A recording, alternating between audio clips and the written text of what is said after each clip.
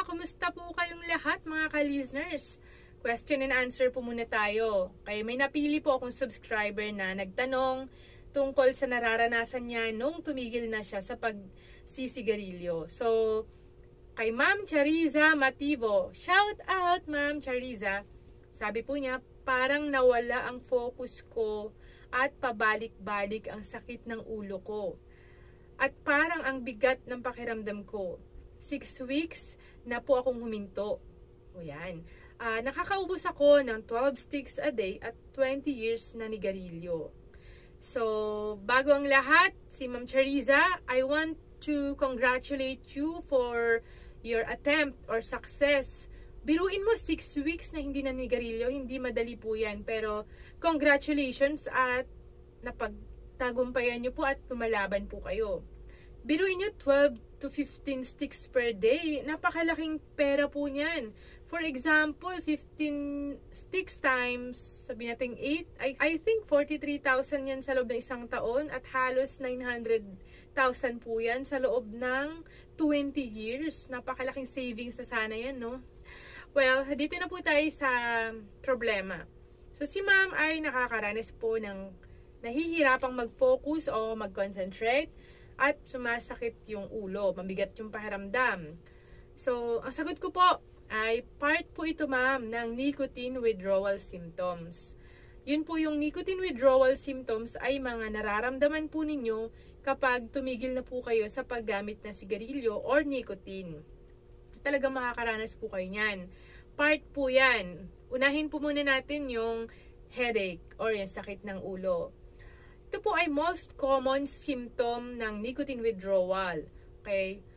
Malakas po itong headache na to, lalo na sa ika-3 hanggang ika-4 na araw ng pagtigil po ninyo. At tumatagal po ito ng 2 to 3 weeks. Pero, depende pa rin po yan sa kung gaano ninyo katagal na nanigarilyo at kung gaano karami yung sticks per day. So, kung mas matagal at mas marami, mas matagal nyo rin pong dadaanan yung sakit ng ulo.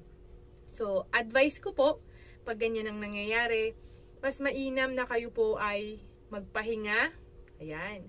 Uminom ng maraming tubig para ma-flush out po yung mga chemical sa buong katawan po ninyo. Huwag pong alak ha, baka mamaya inom naman kayo, alak naman, mali po yun. At kung sobra sakit na po ng ulo po ninyo, pwede po kayong uminom ng mga over-the-counter na gamot sa kirot. Ayun, pain reliever. Okay po ma'am? Dito naman po tayo sa pangalawang problema. Nahihirapan po kayo mag-focus, mag-concentrate. Okay, very common din po yan na nicotine withdrawal symptoms. Ito po ay tumatagal po ng mga 2 to 4 weeks karaniwan kadalasan. Lalo na yung first week or first 7 days ng pagtigil, yan yung kasagsagan ng talagang wala kayong gana, nahirapan kayo mag-focus kahit anong gawin nyo. So, ang tip ko po, try to limit your activities, lalo na yung mga nagre-require po ng focus at concentration. So, ibig sabihin, kung gusto nyo tumigil, nagpaplano kayong tumigil ng paninigarilyo, pagpaalam muna po kayo sa trabaho nyo, pwede kayong mag-leave ng ilang araw para lang mairaos nyo po yung quitting po ninyo, yung pagtigil po ninyo. Kasi mahirap po yung first 7 days. Okay po, pwede kayong mag-leave or mag-day off. Simple activity lang po muna, huwag nyong biglain. Okay? At ano po yung dapat nating tandaan? Yung sakit ng ulo, kawalan ng concentration, ay normal na part po ng nicotine withdrawal. So, ang dapat po ninyong gawin ay wag po ulit kayong babalik sa sigarilyo kasi masasayang lang po yung effort nyo. Back to zero kayo, back to umpisa po kayo pag ganun. Kailangan natin magtiis, magtiyaga, gawin natin yung mga tips at remedy na sinabi ko sa kanina. At ang pinaka-goal po natin ay kayo ay tumigil na ng tuluyan sa paninigarilyo. So, ang tanong, Ma'am Liz, kailan ba dapat pumunta sa doktor? Baka mamaya, delikado na po pala. So, pupunta po kayo sa doktor, lalo na kung malakas po yung cravings ninyo. Ibig sabihin, yung kagustuhan yung mag-hit-hit ulit, manigarilyo ulit, mas malakas yun sa isip po ninyo. Kaya ang gagawin po ninyo, pagka hindi nyo kaya na hindi ulit manigarilyo, magpunta po kayo sa mga doktor para maresetahan po kayo ng mga nicotine replacement or mga gamot. At ganoon din po, ma-advisehan po nila kayo ng dapat ninyong gawin para mapagtagumpayan po ninyo ang inyong paninigarilyo.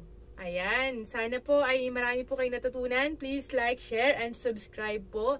At pakilike po ang video ito, huwag nyo pong kakalimutan. Mag-comment po kayo ng mga question po ninyo. Next time ay masasagot po natin. Tandaan po natin, masarap ang mamuhay ng matagal ng walang iniindang karamdaman. At magamit pa po natin ang katawan natin sa paglilingkod sa ating kapwa, higit sa lahat sa ating Panginoong Diyos. Ingat po kayong lagi. Always smile, always pray. I love you all. Bye-bye!